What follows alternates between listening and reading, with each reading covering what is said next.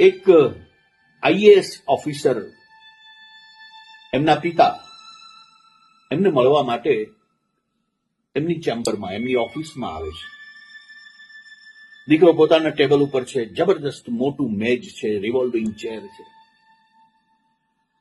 પિતાએ પોતાના દીકરાને આઈએએસ તરીકે આવા જબરજસ્ત ચેમ્બરની અંદર, જબરજસ્ત મેજ ઉપર, રિવોલ્વિંગ ચેર ઉપર બેઠેલો જોઈને પિતાની છાતી ગદગદ ફૂલે છે. બાપે ખુરશી પાસે આવી દીકરાના ખભા ઉપર હાથ રાખીને કીધું, બેટા એક પ્રશ્ન પૂછવો છે. તો કે બોલો ને પપ્પા. બેટા, આ દુનિયાનું સૌથી શક્તિશાળી માણસ કોણ? એટલે દીકરાએ એક પણ સેકન્ડ ગુમાવ્યા વગર કીધું કે બાપુજી, હું. આ દુનિયાનો શક્તિશાળી માણસ હું. બાપને જરા આઘાત લાગ્યો, આશ્ચર્ય થયું કે આઈએએસ થયો અને આ રીતે અભિમાન આવી ગયું હશે.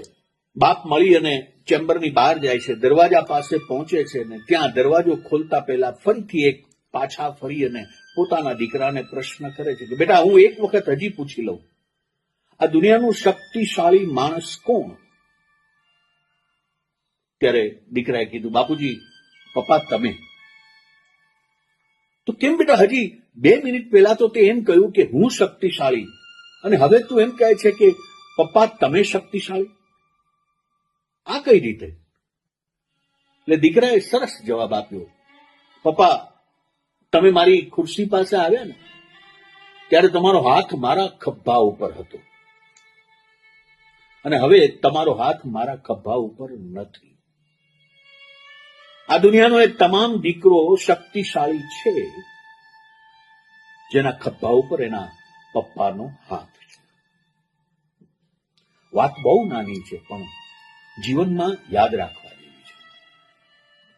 આપ સૌને એટલું જ કહીશ કે જ્યાં સુધી તમારા માવતર હયાત છે ને, તમારી સાથે છે ને, ત્યાં સુધી એને પ્રેમ કરી લેજો. કારણ કે જ્યારે માવતર ફ્રેમમાં જશે ને પછી અફસોસ સિવાય કંઈ નહીં રહે. આ વાત બધાને મોકલવા જેવી છે. તમને વ્યાજબી લાગે તો મોકલજો. વ્યસ્ત રહો, મસ્ત રહો.